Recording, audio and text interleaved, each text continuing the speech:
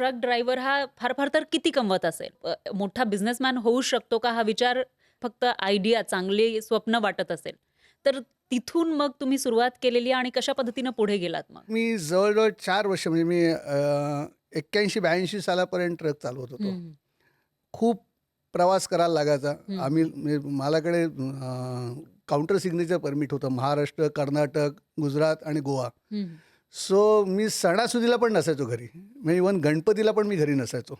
परंतु ज्यावेळेला मी ट्रक 4 वर्षानंतर विकला आणि म्हणजे टॅक्सी घ्यायचा विचार केला. हं, हं. सो त्या काळी मला माझी ट्रकची किंमत होती 1,24,000 त्यावेळची आणि मी जेव्हा ट्रक विकला हं. 80,000 तेव्हा मला मिळाले होते ₹1,80,000. अच्छा, म्हणजे सो माझं त्याच्यापेक्षा हां. लोन बिन रिपेड होऊन मला पैसे मिळाले आणि त्यावेळेला 60,000-70,000 हातात येणं खूप मोठी गोष्ट आहे. म्हणजे खूप मोठी गोष्ट होती. आणि मी सर्वात पहिले काय केलं असेल तर वडिलांना मी ब्लॅक अँड व्हाईट टीव्ही घरी घेतला. माझ्या वडिलांना तर एवढा आनंद झाला होता, हं. की ब्लॅक अँड व्हाईट टीव्ही आणला म्हटल्यानंतर हां, तो आनंदच आज मला पुरलेला आहे. हां. सो मग काय करायचं, मग टॅक्सीचा धंदा चालू केला. अच्छा. आणि त्यावेळेला ऑल इंडिया परमिट टॅक्सीची खूप सुटली होती. हं, हं. महाराष्ट्र गव्हर्नमेंट देत होतं. सो एज्युकेटेड अनप्लॉईड स्कीमखाली मी टॅक्सी चालू केली. पहिले एक टॅक्सी मी स्वतः चालवत होतो.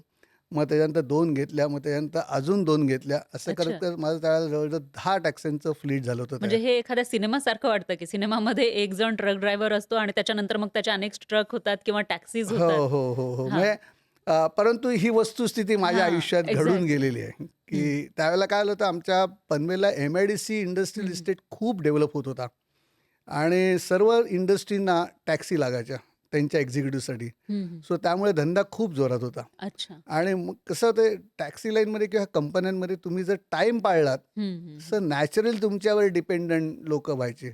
सो आणि त्यावेळेला मी ठरवलेलं होतं, की जर 8 वाजता गाडी मागवली असेल, तर 8ला 5 कमी असताना हजर राहायचं. अच्छा. आणि तेच पुढे ज्यावेळेला गाड्या वाढल्या, त्यावेळेला माझ्या ड्रायव्हरना इन्स्ट्रक्शन्स तीच होती. हं, हं, जर 8ला गाडी मिळाली, तर मी त्याला सांगायचो 7:30ला तू जायला पाहिजेस. हं.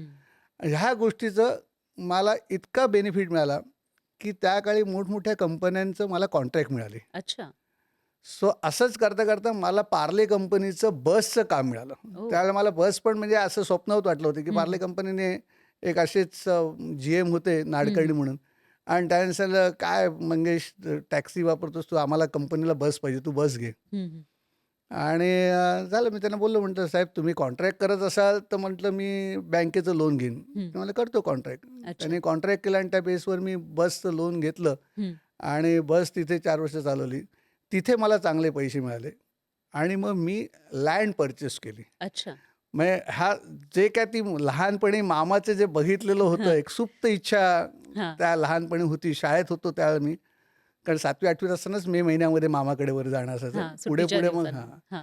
सो ती सुप्त इच्छा होती ती तिथे जागी झाली होती माझी. म्हणजे माझ्या नकळत ती जागी झाली होती. अच्छा. आणि पहिलं ज्यावेळेला मी लँड पार्सल घेतलं होतं, हं, ते हं. मला 7/12 काय म्हणतात ते माहिती नव्हतं. अच्छा. म्हणजे 7/12 काय असतो हे माहिती नव्हतं. कारण वडील शिक्षक होते, घरी हां, जमीन सो म्हणजे काही शेती. हां, संबंधच नव्हता काही. हां. आणि वडिलांनी त्या काळी कोकणातल्या जमिनीवर पाणी सोडलं होतं. सो आम्हाला तर काय 7/12 माहिती असायचा चान्सच नव्हता.